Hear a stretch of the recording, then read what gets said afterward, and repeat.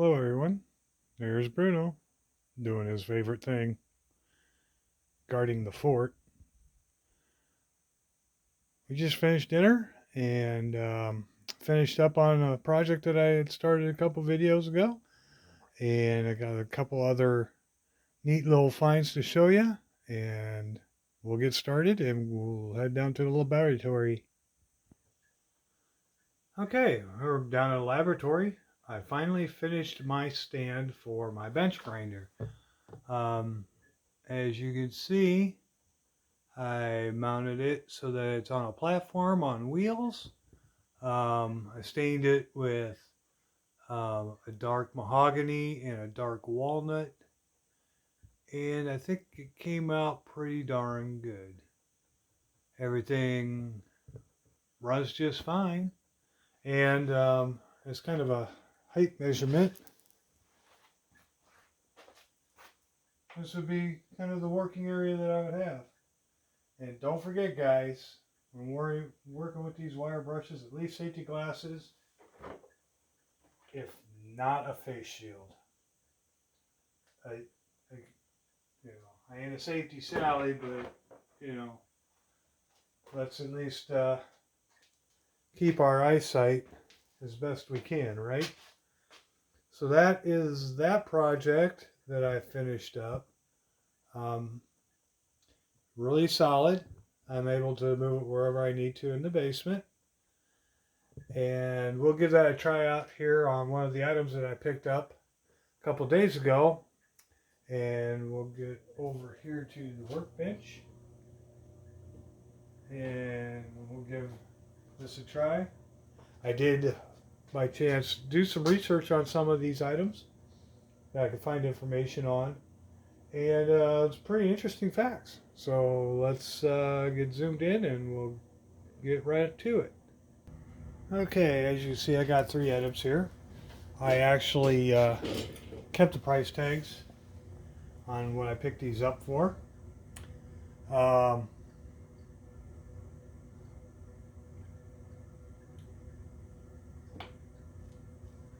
This one here, they listed it as a thickness compass, but we all know it as a caliper. Paid $4.50. The only markings I can find on it is where it says right here above my thumb. Let's see if I can get that to come in. Made in the USA. No company name. Now once we clean this up, and this is going to be a candidate for the wire wheel over at the bench. So we'll get him cleaned up. Another interesting item, and this is what I found really interesting. It's a micrometer, and I don't know if I can get you guys to see that or not, but it's J.T. Slocum and Company out of Providence, Rhode Island in the USA. It goes from 0 to an inch. Now there's a set of 3 of these, and this matches up to the smaller one. All the numbers and stuff are still pretty readable. It does 8ths, 16ths, and 32nds. It shows on this dial here, and then as you roll it out, it gives you your increments of, So 3 and 7/5. Right there's a half. So one more spin should put it to 4. And there we are at 3 and 7/5, or 0.375, which should be 3/8. I don't have my digital micrometer down here to make sure how accurate this is, but I did some checking on this item, and this is made by J.T. Slocum Company, founded by a gentleman named John Tibbetts. started his company out of Rhode Island in 1891. It was then sold to a J.H. Dury in 1914. It passed through a bunch of hands after that. They went to Glastonbury, Connecticut, and made plane engine parts and other various stuff like that. So, with the name, with it being sold in 1914, I would have figured they would have changed the name, even though they probably used his name on some other things. I'm having a feeling with this here that maybe 1914 was the latest that this could be. The earliest, maybe 1891, 93 area. I thought it was really neat, a good find. I paid $14. I thought that was a good find. Next thing that I did find is, it says here, and it's probably kind of hard for you guys to read, 12-in-1 tool out of Nashville, made in the USA. There was a patent number. I checked into that patent number, and this was manufactured by a gentleman that founded the company, Thomas Setzer Hutchinson, and Hutchinson Manufacturing Company out of Nashville, Tennessee. This patent was issued in 1927, had ads going up to the 1930s, but he passed away in 1936. Some of these say brass, like this one did, but one of the websites that I researched this on said it was made of German silver. I'm still learning, so I don't know if that was another name for brass.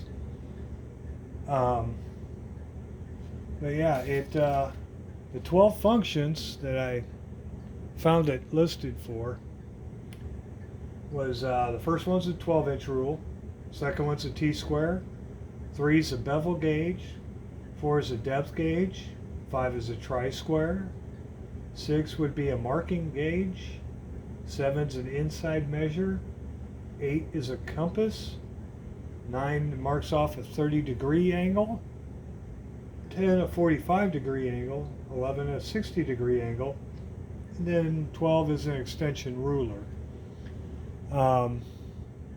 I did find various degree marks for the 30, the 45, and the 60. It is somewhat tarnished. So today I'm going to start maybe cleaning this up. I'm not going to use the wire wheel on this. What I'm going to try and start off with is some 4/0 steel wool and Chuck's favorite, flits. So let's see if we can get that to shine up a little bit better. I don't want to use the wire wheels. I don't know how far the stamping goes into the metal. I don't want to take off any of the metal. I just want to take off some of the corrosion. So we'll put a little bit there on the steel wool. We'll go ahead and get this apart a little bit. Take him off. And just kind of rub that on there a little bit and see if we can't get some of that to polish off of there and clean off. Now, some of these said brass. Now, I know brass, when it tarnishes by salt water, it turns green. But if it's just exposed to regular elements, I'm not quite sure as to what color it would really turn. If any, just be like tarnish.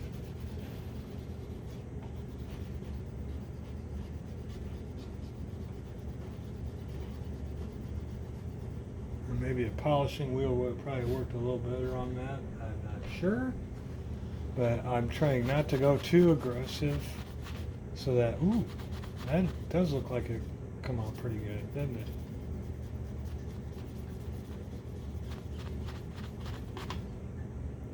Yeah. All the ickies on it. Still a little bit. But wow, look at that. That really shined up really nice, didn't it?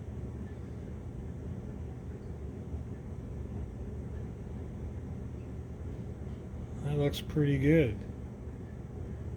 So let's go ahead and just finish up on this side. Maybe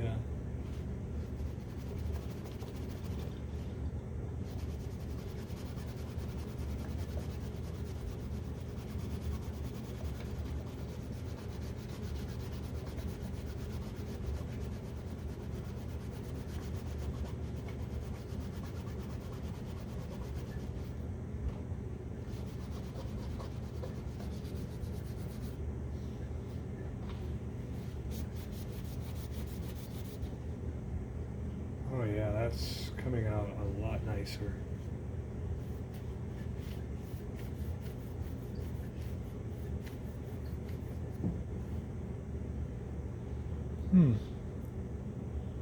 Looks a lot nicer to me. Maybe a little more scrubbing. And compare it to that. How that looks. Kinda Be a little more flitz maybe.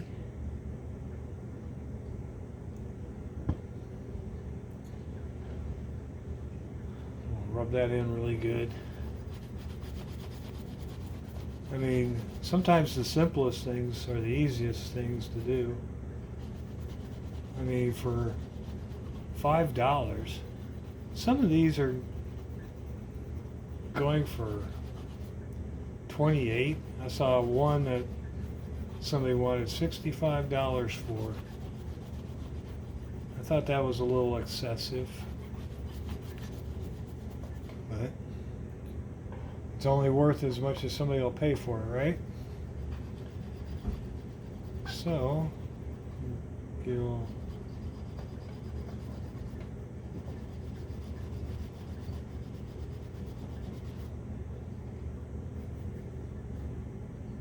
if we can get into that little crevice there.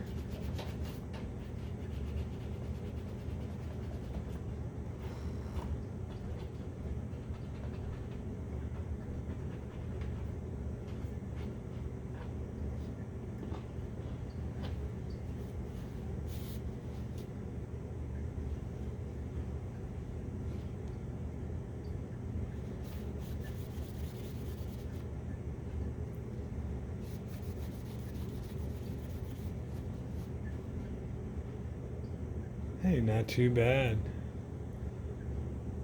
What do you guys think? Huh?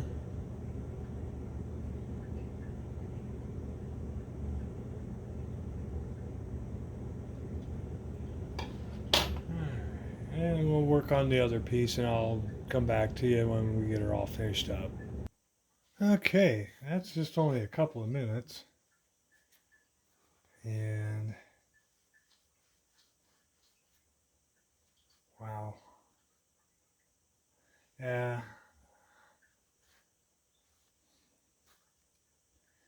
There we go. Now all the markings are a lot better to read, aren't they? You guys see that? How that came out? Not too bad. All right.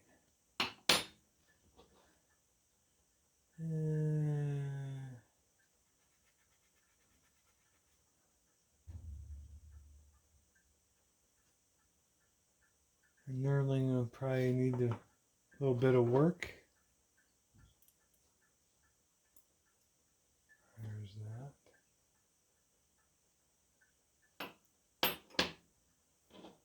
And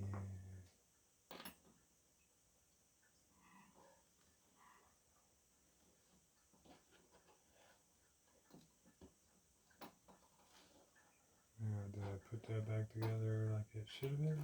I don't think so. There we are.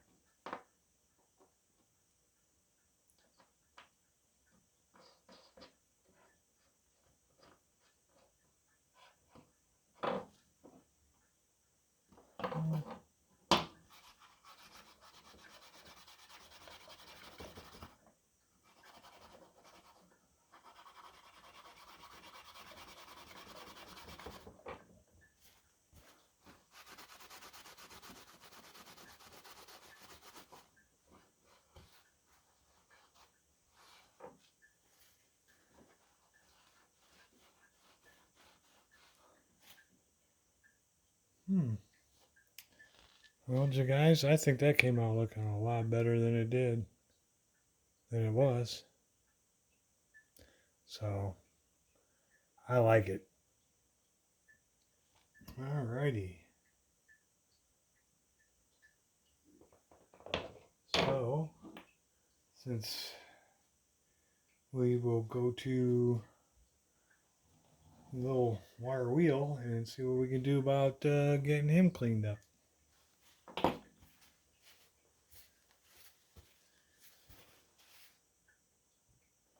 Okay, I'm going to apologize in advance for the noise.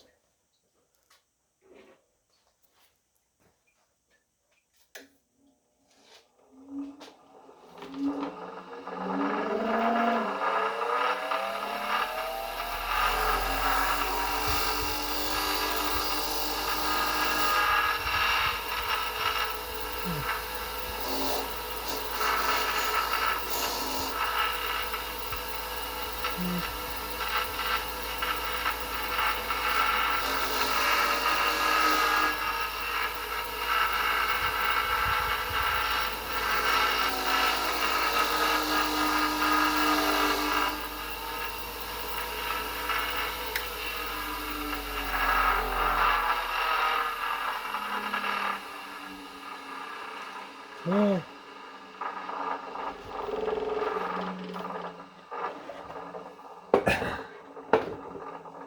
it looks like I might have to come up with something a little more aggressive. It looks like it might have been cold blued at one time. You can actually still see the forge marks in it.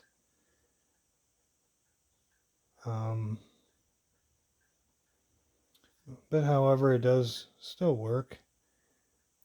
I mean, trying to see if we can find.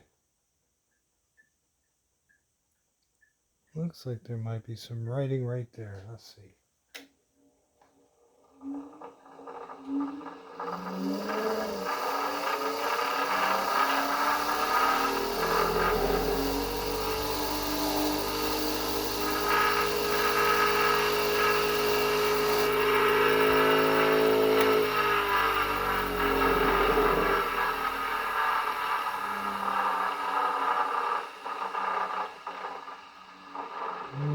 No, no markers on that. Just made in the USA.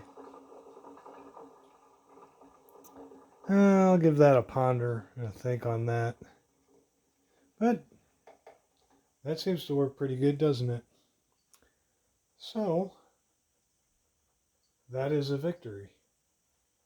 And I'm going to go ahead and unplug it.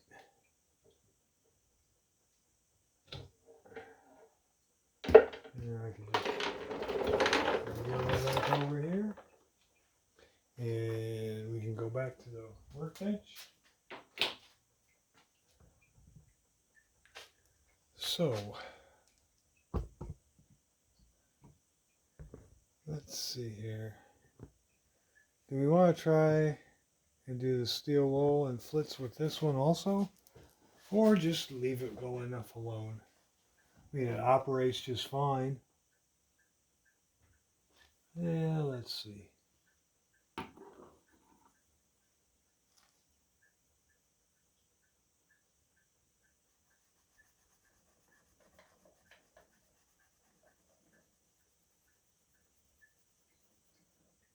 Yeah, it has been blued, it looks like.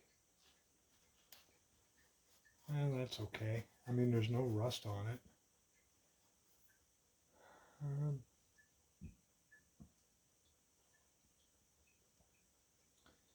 And I really hate to try and take this apart.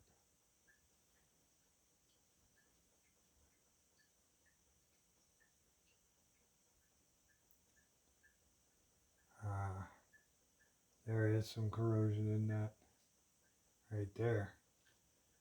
In the center, there's some corrosion.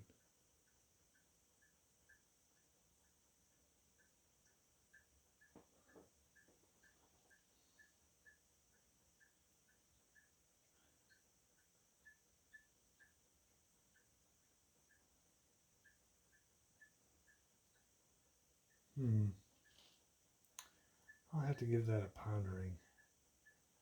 I don't want to use emery paper on it.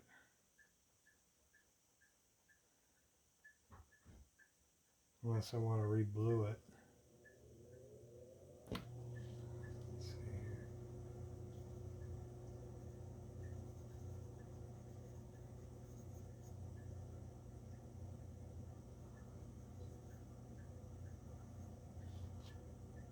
Yeah.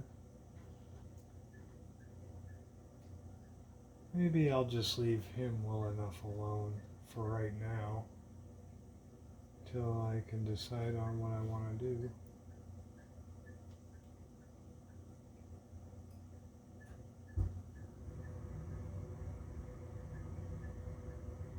That's what I've been up to, folks. Again, thanks for watching. Please like, subscribe, and if you wish, comment. I'm always open for suggestions. I'm always up for information. Appreciate your time, and keep on tinkering. Thanks. You didn't think I'd let Bruno not say goodbye, huh? Well, there he is. Settle in for the night. Look out the door. All right. Thanks again, folks. Keep on tinkering.